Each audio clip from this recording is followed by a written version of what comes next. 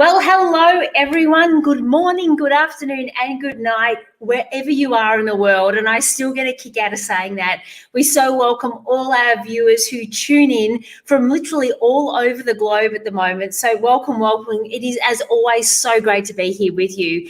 Also, another special shout out because it was International Women's Day, of course, on Monday, and we figured that one day isn't enough, so we're doing stuff all through the month of March. So welcome, and so glad you can be here. For those of you who don't yet know me, my name is Alex Tullio. I'm the CEO of Financial Executive Women, and I come to you live 3 days a week for something like 120 episodes so far with truly amazing guests who open up, share their stories, insights, their life journeys, and give us loads of great tips. So welcome, and I'm so glad that you can be here. Now, today, of course, I know I say it every single episode, but it's no exception that we have another fantastic guest today, Ms. Jaquie Scammell. And if you don't know Jaquie, and actually I think a lot of you will know Jaquie, but if you don't know Jaquie yet, let me formally introduce her and then we're going to jump right into a chat. So Jaquie Scammell is Australia's leading customer service expert, helping create a service mindset to those seeking growth in their organisations and themselves. An entertaining, popular speaker who is obsessed about serving people in a very human way. You can feel her infectious energy from the stage or through the screen. Her work helps organisations create the ultimate people plan to take care of their employees so their employees can take care of their customers. In 2013, she launched her own business as a thought leader of creating a service mindset, following a diverse career with over 20 years of leadership experience in public, private, and not-for-profit sectors. Starting within the McDonalds franchise system and expanding to major sports and entertainment venues such as Wembley National Stadium in the UK, Emirates Stadium in the UK, and of course the Australian Open Grand Slam. From experience, she knows what levers to pull for both employee and customer for more inspiring connections. Working with various business industries, the commonality is that they want to improve the connection between employee and customer and create a service mindset that sticks for long-term loyalty. Her unique teachings reveal a deep appreciation for the human side of business, and through practical experiences, she's built a philosophy which concentrates on the leaders of the organisations first, equipping them to spread the DNA of a service mindset throughout their teams. A published author, service mindset and service habits, along with being a regular blogger, Jaquie offers practical tools, resources, and a set of mindsets to help leaders transform their own behaviours and service habits to help them teach others. So much I want to talk about today. Jaquie, welcome. Thank you, Alex. So good to be here. How good is this? It's so good to have you here. So we were having a bit of a laugh before going, oh, yes, you're virtually backstage. Remember the days when we were actually backstage? And I remember you were saying to me, oh, I think, there's this fitness of being actually in person at big events again that we're just, I think, putting our toes back in the water. But it's been quite a different, I was going to say year, but it's a bit more than that. Oh, I know, right? Like if I think back to all the little habits and rituals I had before going on an actual stage, and just how much in the last year, so many of our habits and rituals and disciplines have had to change by force, and some of them have been really easy and some of them not so easy. I love that we're already into habits and rituals. So the thing that all our viewers know that I didn't set out to have this as my opening question every time, but I love how it opens up a conversation, because it's great to hear bios and that's the kind of formal, this is what you've done, but it's so great to hear from your own words. Like, I love to ask, what's led you to this point in your life? Like, what's that career path, life journey been for you? Yeah, cool. Well, I started my career flipping burgers at McDonald's, and it was such a great foundation for me because as a young 14-year-old, 7 years in, I realized really quickly that I love work, I love serving people, and I love people. And that really set me off on a course of major events and stadiums and working in, big contracts and working with hundreds of staff, thousands of staff, and hundreds and thousands of customers. And it kind of became a bit of a no-brainer about 8 years ago when I thought, this is something that I want to dedicate my life to. And so my business was born. And I'm a bit of an oversharer, Alex, as you know, and I guess part of that journey in the corporate world prior to owning my own practice, my own business was, going on your own personal life journey and having a few falls and a few trips along the way. And one of those major milestones was realizing that if I want to continue to be a high achiever and perform at a level where life is full and I'm learning and growing, I actually really need to look after myself. And I learned that the hard way, and happy to go into a little bit of that, which has really set me on a trajectory of knowing how to serve myself as well as be there for others and serve others. And that's really the essence of my message and what I'm most passionate about. I love that you're an oversharer. We do love an oversharer on this show. And thank you for sharing some of that. And I would like to dig a little deeper because, well, for a number of reasons, actually. I think these conversations about the reality of falling down and getting back up and the journeys that we all go on are so important because I think, it's not because of COVID, it was happening, I think, before then, but I think it's really put a spotlight on no one wants to see the show reel anymore. It's kind of brought us all back to a human level. It's not about pushing harder, so I find that these conversations about real stories, especially from the corporate world, are important. And that similar to you, I was also, I had a 25-year in corporate land and burnt out and left myself. So I would love to know a bit more about how did you find that transition from doing these major events, big names, very, very different world, to your own practice and business? Like, what can you share about that transition? And was there a moment where you went, oh my gosh, it's time for me to do this? Like, how did that happen? Yeah, there was a moment before the moment, the precursor, if you like. And that was, I was age 30. So we're going back 13 years now. So I just gave my age away, didn't I? And it was the GM of the Australian Open, home of the Aussie Open here at Melbourne Park. And it was a big role back then. I was responsible for a large P&L, 40 full-time staff, a few thousand casual employees, and an event, as we all know, that's on a global stage. And let's just say at 30, I was taking myself way too seriously. And I felt like I had the world on my shoulders, the weight of the world and all this responsibility on my shoulders. And there was a particular moment, it was day 2 of the Australian Open, and Federer's out on the court sweating it out in 40-degree heat.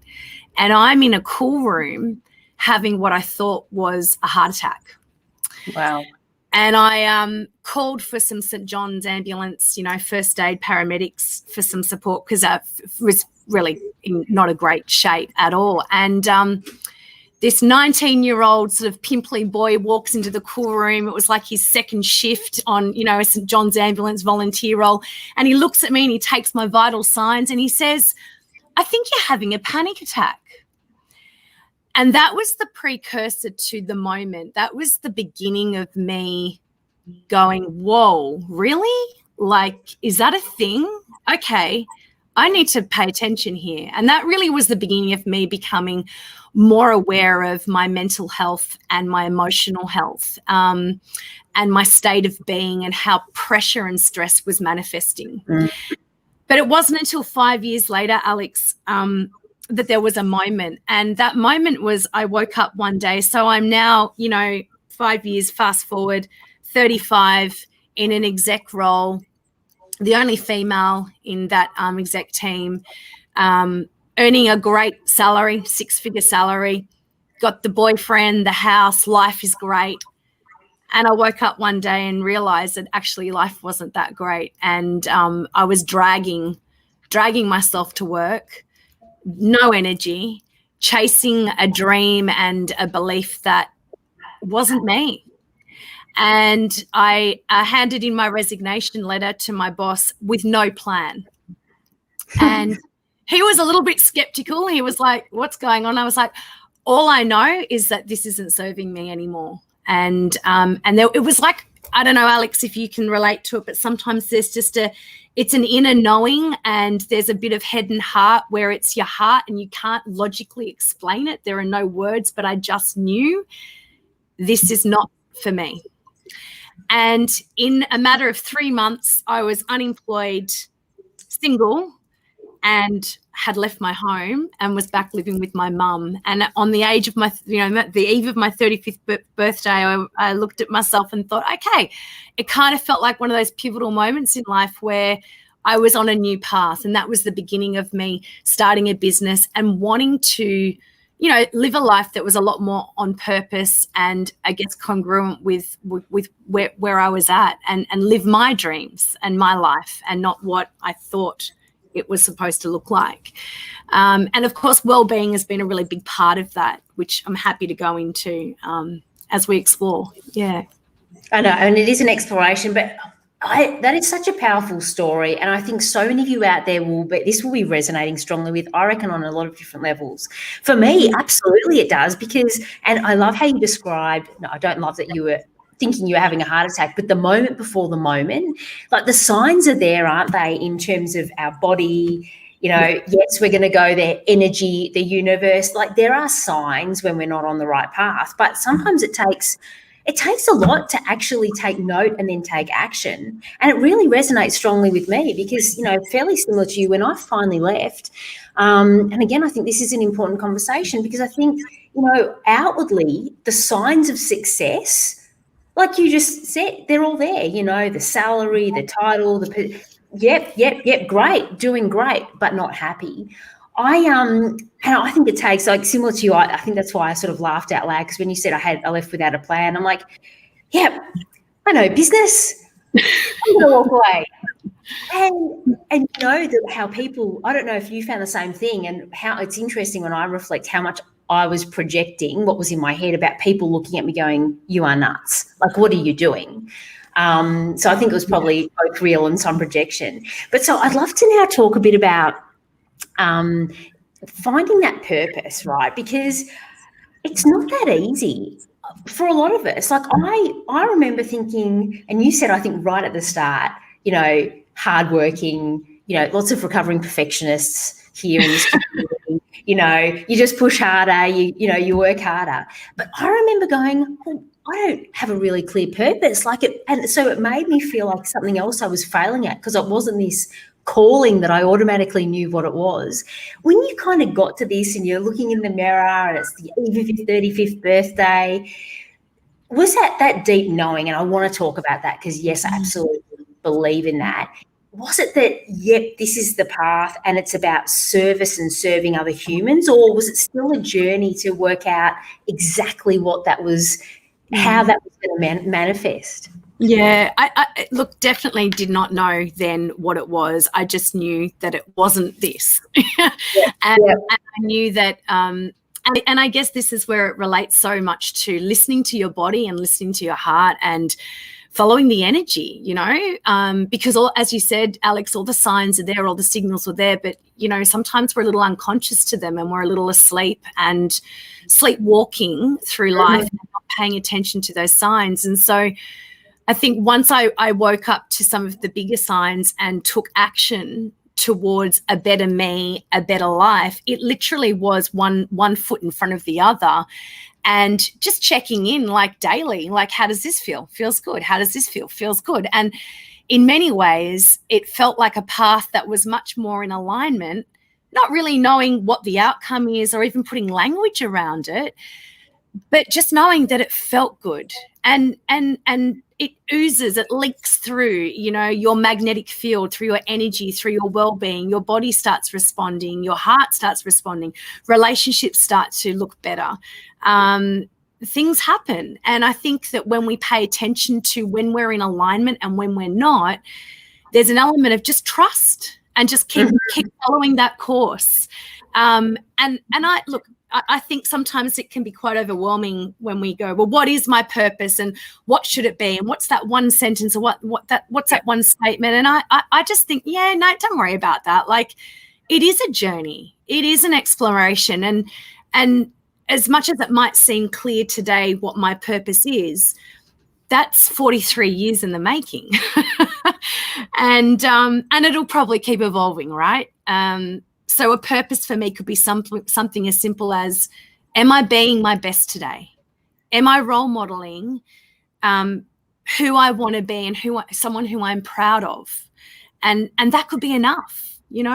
And isn't it true that life is just made up of so many small choices? And if we're conscious of what those small choices are in the ordinary moments of the day, then that kind of defines our life in many ways. So I don't like to think of purpose as this big grandiose sort of thing that we've got to figure out, but rather in this moment, what's my purpose? In this conversation with Alex and all the members, what's my purpose here? Who am I being? How am I showing up? Am I bringing my best? And just keep doing that, you know? I love that. And I'm so glad because, these things they have the opposite effect, right? Because they bring pressure with what's the thing? And I know that you are so passionate and on being present and working on that every day. And, I hear you talk about that. And I think, gosh, the biggest thing for me to let go of, I think, coming out of that, because I think and not for everyone, but certainly for me, when I was in that corporate world, and it's part where you are and part environment, like there are lots of things that go into it. But I remember I came out of that, and this was one of my biggest things. I wanted to reconnect with me and actually let go of, but I don't know, like, what's going to happen? What's the thing? Like, what's the deadline? Like, I was so used to being, and so when someone said to me, you just need to be present, I'm like, but it's so damn hard. What do you mean? I can't see this bloody thing. So, when you talk about that, I'm like, yes, it's so important. But it is a journey, certainly for me. And I know for a lot of you listening, you'll be going, yeah, I love the sound of that, but I've got deadlines and it's hard. And it is something you've got to work at. And I want to call out for you because I know also, like, we can talk about this as well, but yogi, you love meditation, and your meditations, you have such a generous spirit. And last year you did, and I'm going to get this wrong, I feel like was it 65 days of meditation? 66. So close. And I did that. And this was for anyone who, it was free. You just put it out there. And it was so beautiful because it was just a small thing every day that was something that, I'm like, okay, it made such a difference. So I just wanted to thank you for that. I reckon this is a great segue because I love how we've jumped into, well-being and self. And I do want to talk to you because I know one of your focus areas at the moment. I mean, obviously your whole passion is around service, right? And let's talk about that. Yes, customer and client, but it's teams and your own employees as a leader. But I love how you've really brought this back to serving yourself.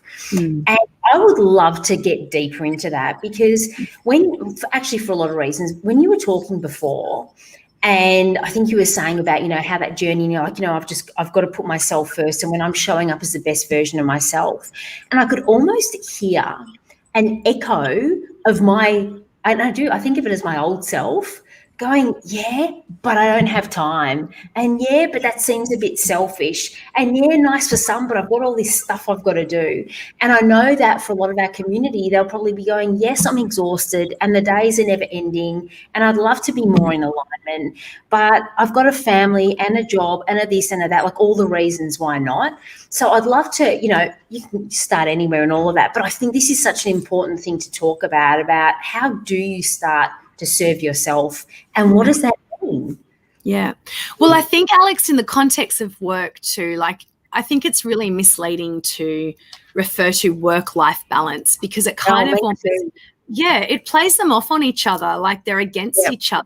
But, work is life. It's a part of life. I can't remember the reference, but, I remember reading when I researched for one of my books that we spend 50% of our waking lives working.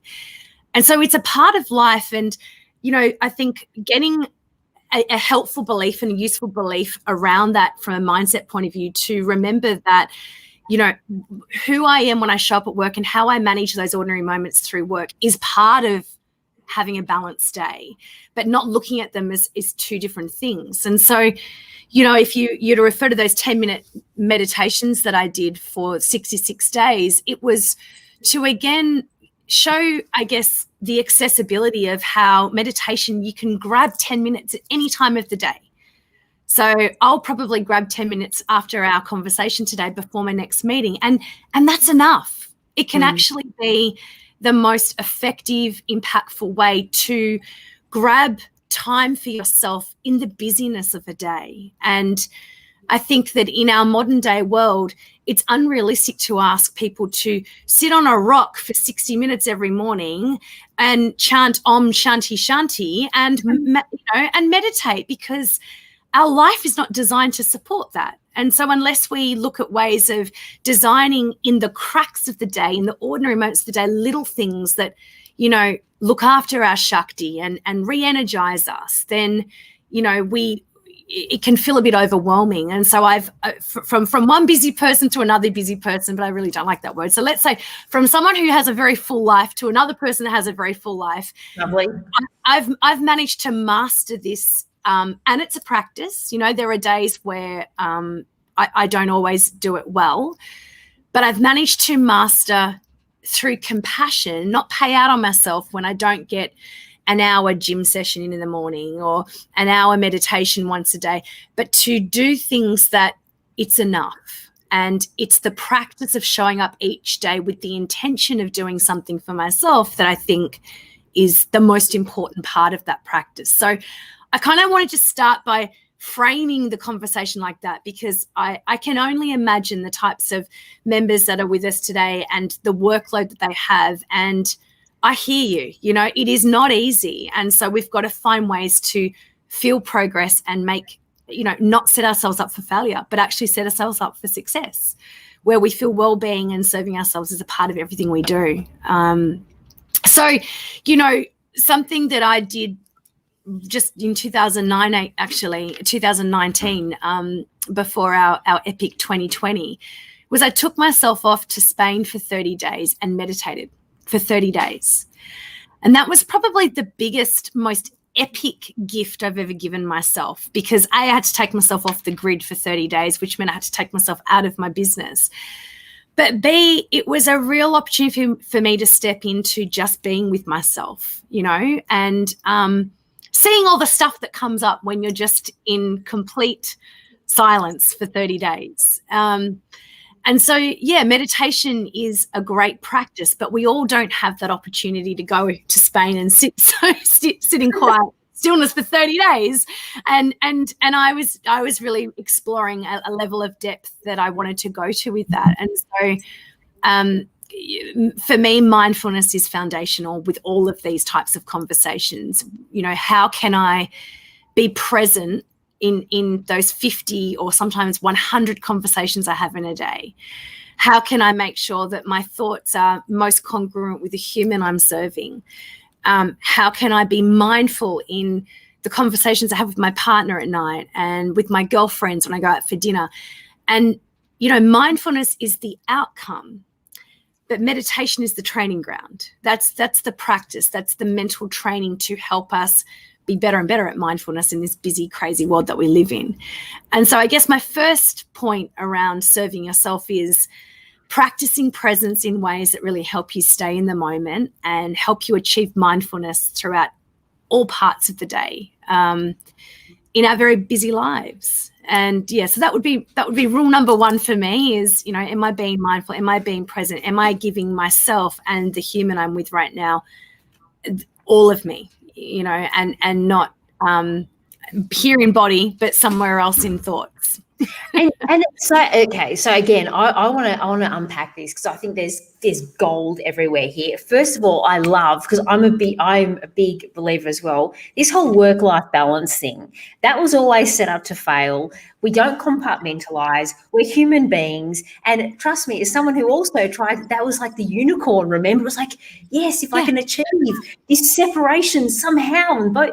Doesn't happen, which I think, again, probably a whole nother conversation about if you're doing something that's in alignment and that you love and you're in flow and all these things. So I love that you called that out, because I think that just puts more pressure. I also love just the way now you're talking about, just show up and have the intention, because I know for a lot of you out there, I know it's not just me, the good intention then becomes more pressure that then you kick yourself over about, well, I didn't do that. And then it has the reverse effect. It's that whole thing about we're so cruel to ourselves in the way we talk sometimes. But I want to talk to you about this being present, because I feel like it's so easy to kind of drift off, isn't it? With all, as you say, and again, I love that you don't use busy, having a full life with lots going on. And I found that even that very question of myself, are you fully here? If I have been drifting off, I'm like, oh, hang on. No, you become more aware. And of course, the more aware you become, the more you can do about it. So when you're talking and you're supporting all your amazing clients, and you work with big corporates, you work with team leaders.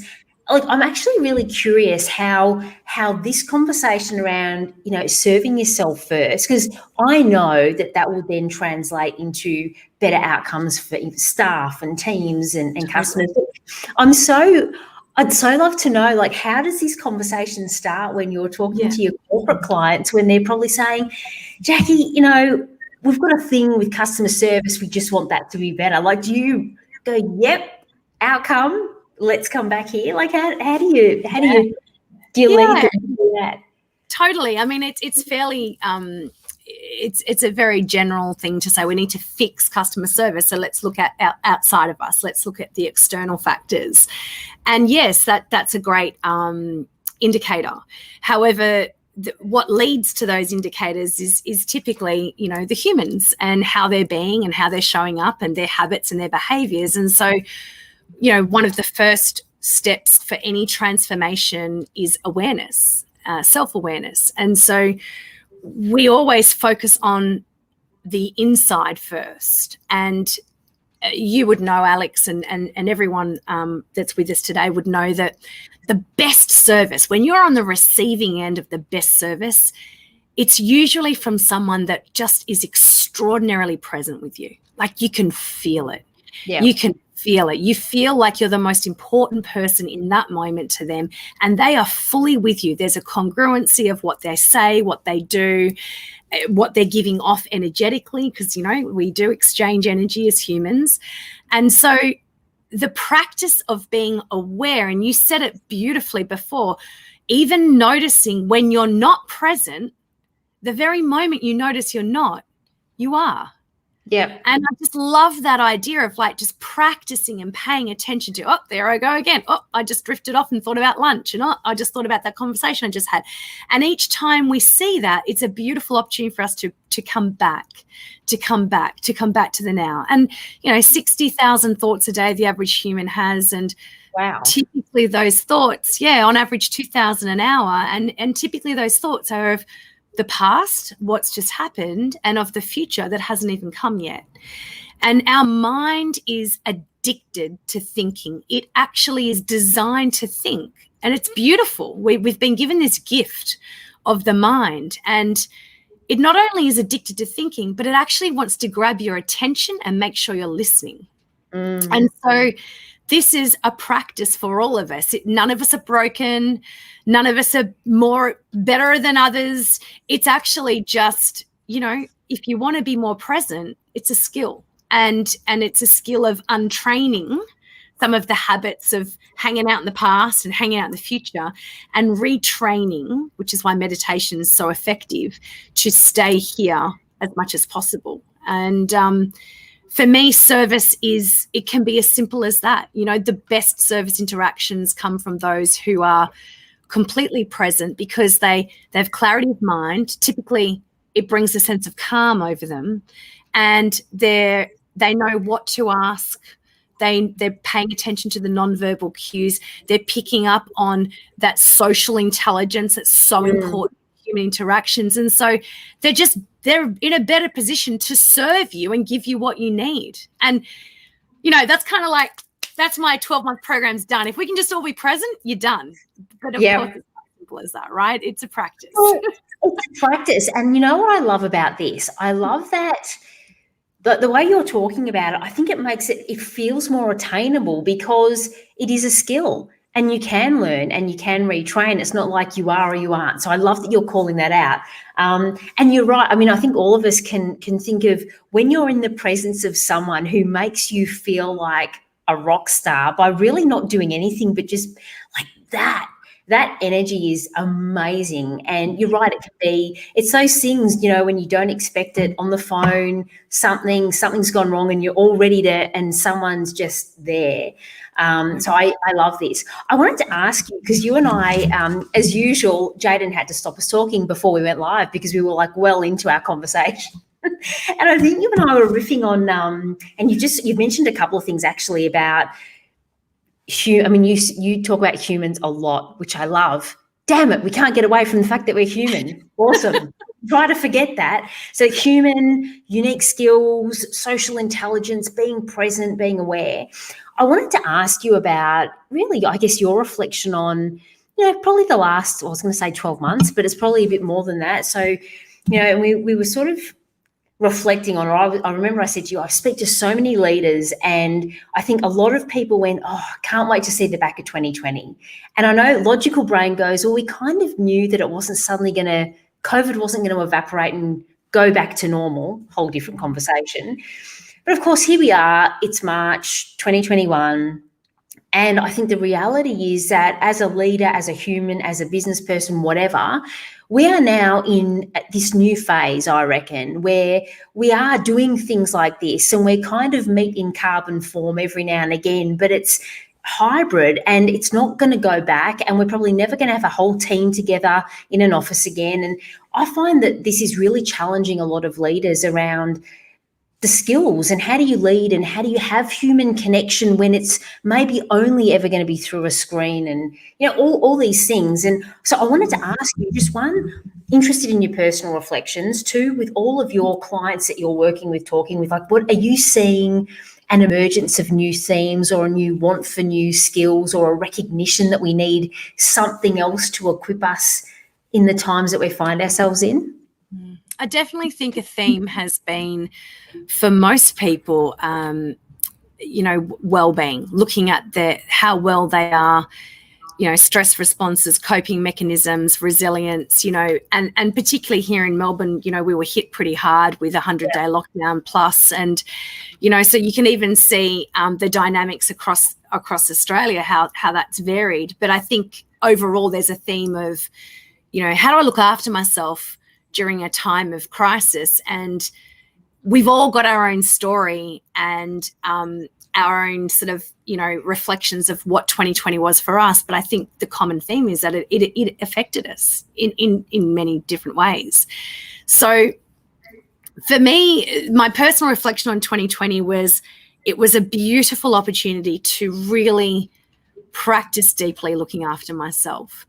I very quickly went into, how can I serve people as soon as COVID hit? How can I help people? What can I do for my clients, my family, my partner, who's in the travel retail business and has just, his business has been completely blown up. I just went into a full empath, want to help people and look after people. And very quickly I started checking in with myself and realizing, this is a bit of a long game, Jack. Yeah. I think you're going to need to look after yourself and be a little bit more protective of how you serve yourself during this year, because this isn't going to pass in 6 weeks. And as we see now, we're well into 2021 and we're only just starting to see some of the effects of the cause of 2020. And so it is a marathon, and it requires, again, we come back to that conversation around habits and behavior.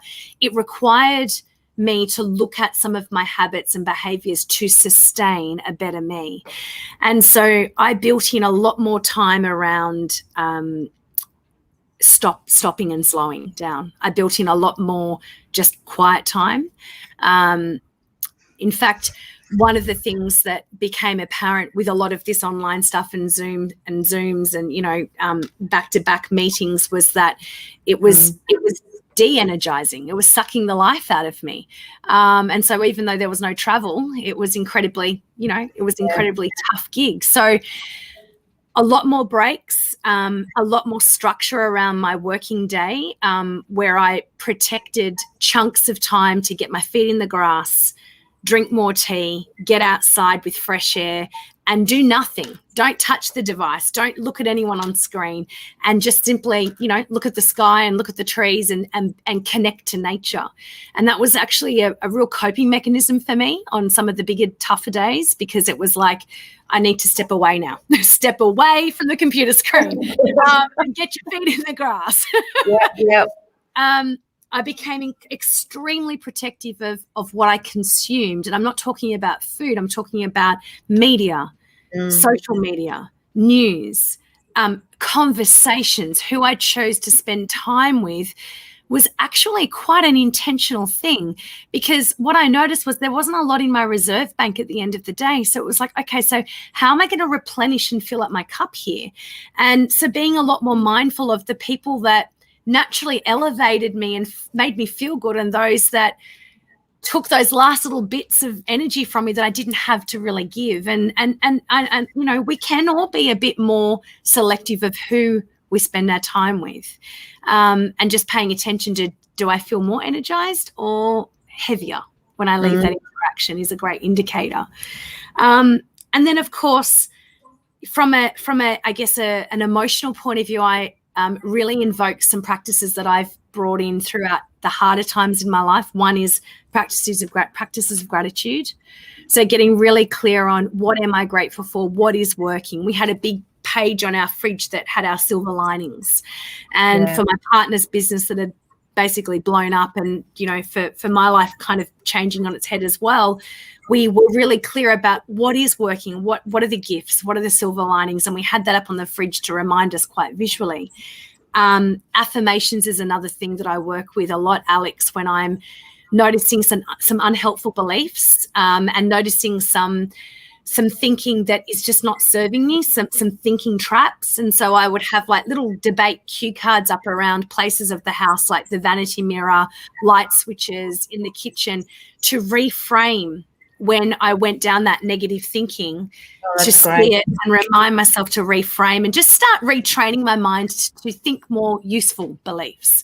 Yeah. So these are all lots of little things, but when you add them up, they actually became the sum of many things that served me. And these are tactical ways of practicing during times of stress or, heightened anxiety, which, let's face it, it was an anxious period. I hope some of those serve, yeah. Well, and I'd love to talk more about those, because I love a good practical tip, and I think there's so many things there, because the power of our mind, right? I mean, it's amazing how much it comes back to all between here. Like, I always kind of knew it, but I didn't really know how. This is the only thing. Like, it's the only thing. Whether you're talking about high performance or achieving or whatever, being a leader, service, everything. And that's the thing that's really struck me, is that, the power of our own thoughts that can be used for evil or good. And just as you're talking, I'm sure so many of you are resonating as I do. It's very easy in a low moment, when you have run out of energy or whatever's happened, and you have that first negative thought. And then if you don't have these practices, it's very easy, because then that takes your reserves lower, to have the next negative thought. And then that becomes another narrative and this story. I had some of my very good friends have heard me say, I bloody thought I learned this lesson, but the universe is telling me no. Stuff will trigger you. Absolutely. And I think it's so easy, isn't it, to then that becomes that, then becomes that, then becomes that. And then before you know it, you're in this kind of black hole. So, and it doesn't matter. I was going to give you an example of one that may really resonate, and a 3-step process I use for it. So the one of the unhelpful beliefs I had right at the beginning of COVID was, how am I going to continue running my business? I can't create connection online. It was something that I used to feel really passionate about. I've got to be in a room to create connection. Mm-hmm. And I could see that wasn't going to serve me. I could see that was a very unhelpful belief, because the world had changed and I needed to change some beliefs and be more malleable with what my thoughts were around my new models of business. Yeah. So I had to retrain some thinking. And so that unhelpful belief then became a useful belief, and I reframed it to, I can create connection online and, read energy with people online and create some really special experiences online. But to do that, there's a 3-step process with any unhelpful thought or belief. And you nailed it before. The first is you need to catch it. So when you see yourself doing that unhelpful thinking and you're getting into some sort of negative thought pattern or just a thinking that is not serving you, the first step is you need to see it. You need to be aware that you're having that thought. So catch it. Then the second step is to then check it. And checking it is to go, okay, how's that going for you, Jax? Like, really? Like, how's that thought serving you? And it's not that it's bad and it's not that it's negative, but I actually just don't think this is really useful right now because this is going to become a real issue for you with your business. So we need to check it. And then the third step is to correct it or change it. And that third step is to change it to be more useful. Again, I don't like labeling thoughts as positive or better or good, but let's just change it so it can be more useful to help you. And that I do that all day. Unhelpful thought. How can I think about this differently? And it really does change everything, the way you feel, the way you present yourself, the way you speak, the way you behave. Because as you said before, it starts here. What you think is what you feel, and what you feel is what you project out to the world. So, yeah, thoughts are powerful and they need taking care of. So good. So good. So you said before, and I told you this would go super fast, right? Like we're nearly at it. And I feel like, no, I've just started with all the things I want to talk to you about. But, I'm so glad that we're talking about this because like we said at the start, it's important because, all the external factors, you can have a strategy and deal with those. But if you can start to look after, I think, as you said, your own energy and your thoughts and be more mindful and take the pressure off that I'm not a master at this yet. Yeah, all the things we've talked about, I think, is super important. So you quickly went through some of your strategies and your tactics before, but I'd just love to kind of pull them back out a bit, just so for everyone listening. So I think the first one you were saying, which completely resonates with me, is how to structure your day and your week. Because again, I think with full lives, with teams, with jobs and everything that happens, it's very easy, I think, especially if our intention is to serve others and make it easy for other people, to go, oh, yeah, I can do that meeting then, inwardly thinking, oh, God, I've got nothing left, or I've just had everything that we know. So that would be very, very common for our community. So how can we then structure our day and week in a way that serves us, serves others? And I guess it's setting the boundaries, isn't it? But I think a lot of people find this very challenging. So can you give me just a bit of some practical sure. on that? So I think the thing that we've got to remember is that the rhythm of life has changed. And so there's a great book called When by Dan Pink, and he talks about, when we should do things in life and when we should go to doctor's appointments, and it's all around when people are at their best. And one of the major studies in his book that supports this is our rhythms, our internal rhythms, our circadian rhythm. And so for some of us, we are really sharp in the morning. We're morning larks. We do our best work in the morning. And for some of us, we're night owls and we do our best work at night. And we all know, you would all know, when you're at your best, most, cognitively sharp and energetically, in tune. And so I think it's incredibly important to pay attention to your internal rhythms of your day, of your working day, because things have shifted, the pivot to online, the working from home, even some of us are working in an office less than what we were. The rhythm of society's changed. So pay attention to your internal rhythms and set yourself up, create your diary, your working week to set you up for success based on your rhythm. So, for example, my mornings are best. So I do my most important work before 10 a.m. My most important design work, writing work, conversations, thinking time. I certainly don't check emails before 10. Like, that just drains me. It sucks the life out of me.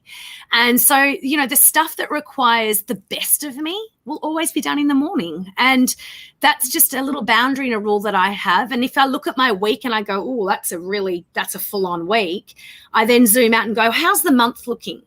And I'll try and try and manage any overwhelm by seeing the bigger picture of things and get perspective.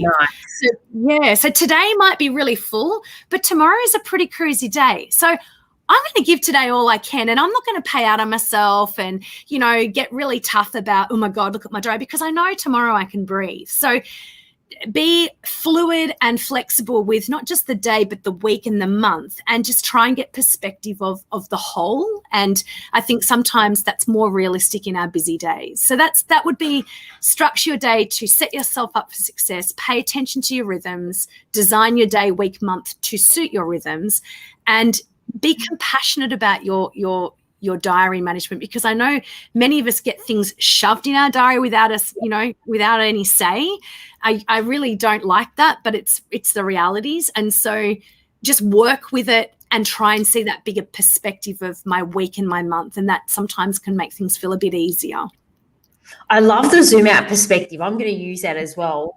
Yeah. And I think communicating this to your team members, right? Like, it doesn't make you, just because your rhythm is different to someone else's rhythm, that's a beautiful thing. Whereas teams, together, you're bigger than the sum of your parts. But I feel like there's always that reluctance, isn't it, to go, gosh, people will think, this, that, and the other, but I think just owning that and communicating that so people know.